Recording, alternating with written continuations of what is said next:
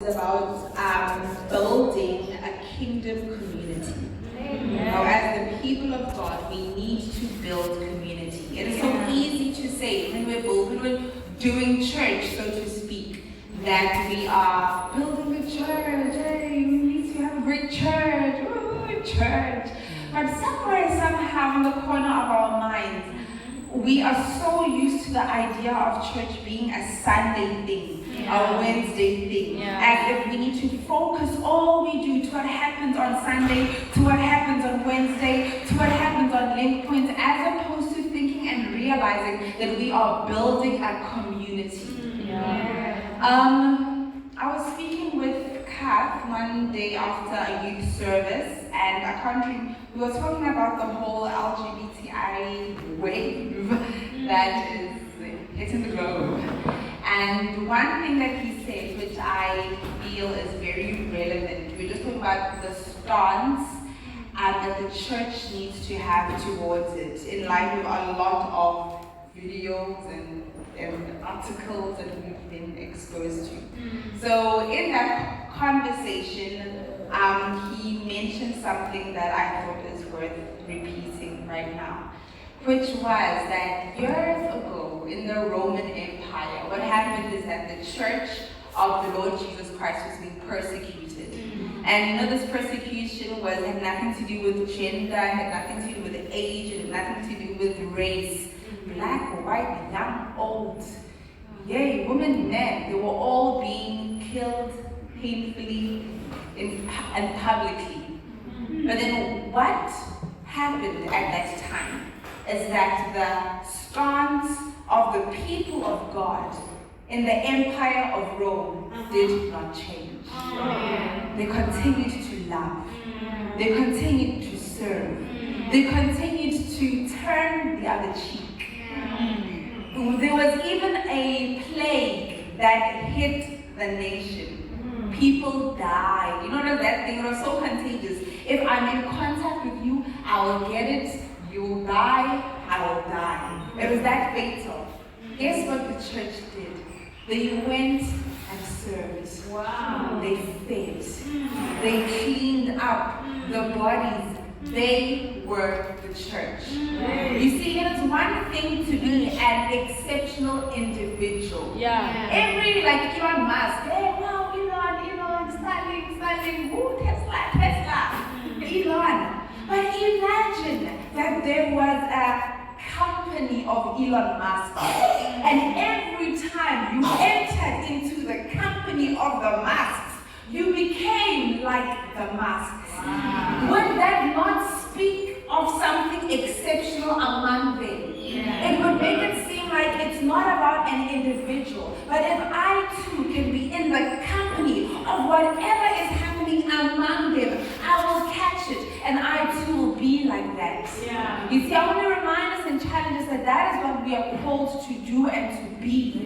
When we say we are building church, we are building a community of Christ-centered, Christ-loving people. So that is what I want to talk about today. Now, a community is built up of individuals, right? So as we are going through this, I want you to really have an introspective look at yourself. Ask yourself, am I emulating this characteristic? Am I this thing? Do I do this thing? Before you say, are we, because you are part of the we. You understand? Everyone has that thing of, I will judge myself, you judge yourself. And when we measure ourselves and stick to the standard, we'll be good. So I'm going to make sure I'm good, you make sure we're good, we'll be good. Can you do that? So I want us to look at 10 aspects, 10 characteristics. You can call them building blocks of building a kingdom-based community. Okay, now the first one is about frequency. Can you say frequency? Frequency. I'm going to try and give a definition of the words that I'm going to have so that we have the same understanding and we have the same mind around what I'm talking about. So frequency. Now frequency is the fact or the state of happening often.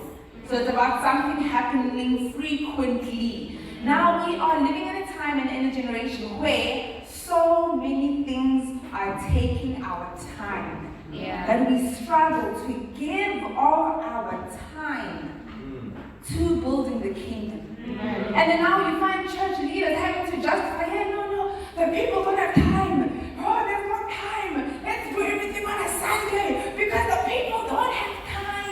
But what that does, it robs us of the ability to build community. Because how do you build anything when you only see one person once? We only see each other once a week. Hey, we're not going anyway. So we have to have more touch points and be creative with the number of touch points that we have. I know it's a totally different era and generation, but growing up, I almost felt like there was church every day. Maybe it's because my pastors were doing church every day, but they don't just call care groups, there's care groups, there was prayer, there was practice, there was this, there was, I think there was prayer twice a week, or there was prayer, there was Bible study. It was an everyday thing, but I tell you, you felt and you knew that you were together in this. So we need to find a way and a strategy that we as individuals, we as a church can have more times when we spend time together. You know, something I always say, because I do youth ministry, that we only have 2 hours with those young people. The rest of the world has every other hour. So if we're not intentional about building, creating more space and time, then you will struggle to break a mindset. You will struggle to bring healing. You will struggle with all those things. Because just 2 hours. You know, can you go to Hebrews chapter 10, verse 24 to verse 25? Hebrews chapter 10, verse 24 to verse 25. And the Bible here says, Hebrews chapter 10, verse 24 to 25, and let us consider how we may spur one another on towards love and good deeds, not giving up meeting together, as some are in the habit of doing, but encouraging one another, and all the more as you see the day coming. You see here, the Bible speaks of some, that some were in the habit of meeting frequently. It means that some were not. So even back then, in what we can call ancient times, some were not meeting frequently. Will you be the some that avails your time to build a kingdom community? So the question around this is, are you willing and able to make space in your life to meet more frequently? To meet the people of God more frequently?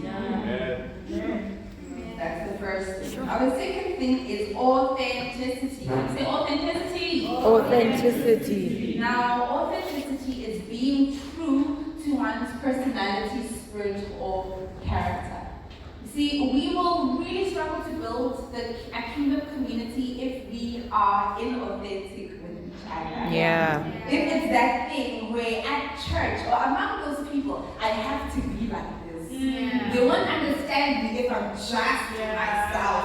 I have to express this way. I have to talk that way. I have to use that language. I just can't be me. You see, there's no community that is built with that kind of mindset. So I want you to just look at yourself and are you authentic? Are you 100% you? Because that then asks the people who you get to know, do they know you? Or do they know the picture that you think we're supposed to have at Faithful Church? At Faithful Church, the people are like 1, 2, 1, 2. So when I enter through those doors, I give my personality at the door and I become what they need me to become. Not knowing that that is actually a mindset that is tearing down what we're trying to build. Be you in the house. Be you with the people. Amen. You know, there is a saying when it comes to, I don't know if you say counseling, psychology, therapy. And the saying says that you are only as sick as your secrets. You are only as sick as your secrets. You see,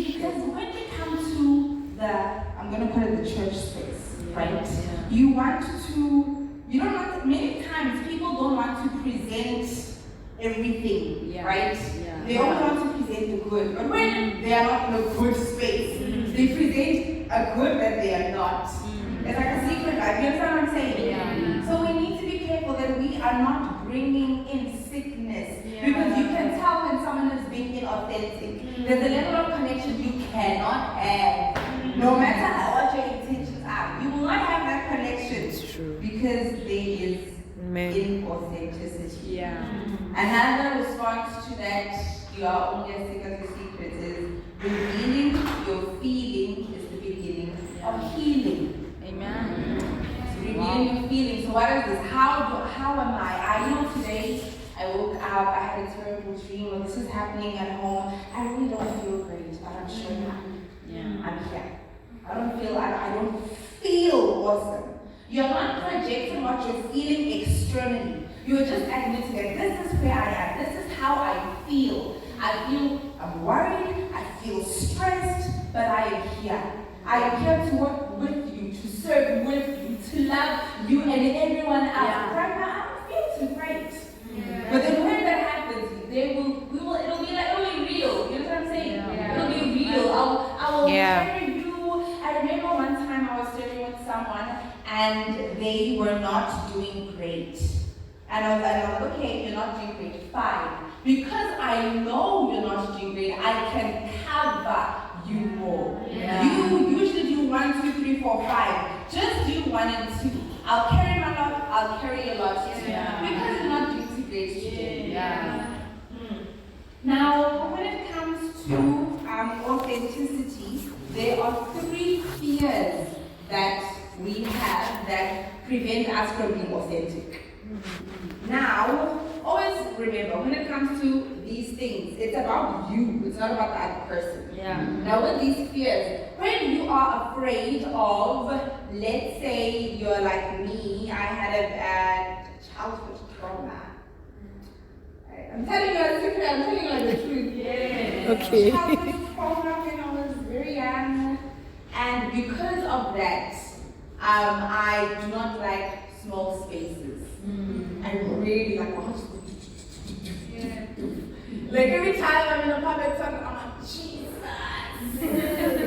Every time, but I know it. It's like, okay, it's something I will work on. But this is me. I cannot be in a crowded lift and think that you are feeling what I'm feeling. Or think that you are affected like I'm affected. Or that you are in the same space. It is me. It's my fear. So all these fears here, remember that when you feel it, it's something you have to deal with. As opposed to asking someone, oh, because someone triggered your fear, you want to blame them for the fear that you have. Deal with your own fears. Now the first fear that we see when it comes to preventing authenticity is the fear of exposure. I'm afraid that when I expose where I am, who I am, how I am, I don't want to be exposed. I don't want them to know. I don't want them to see me. But because you don't want who you truly are to be seen and known, you will not be authentic.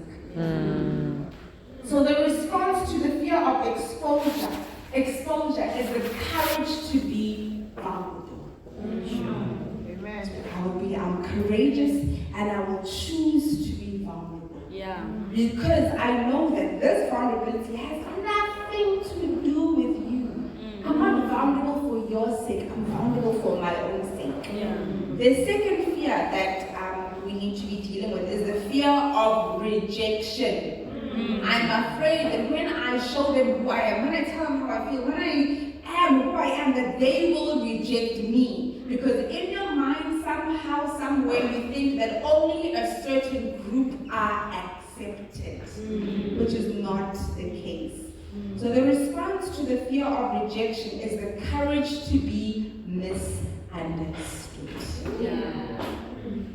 Sometimes we'll be misunderstood. It's something that freed me when I realized that everyone does not have to understand me. But I need to understand myself. So I will show up, I will speak up, I will do what I do, I will wear what I wear, I will do it all. If you don't understand, I will help you to understand.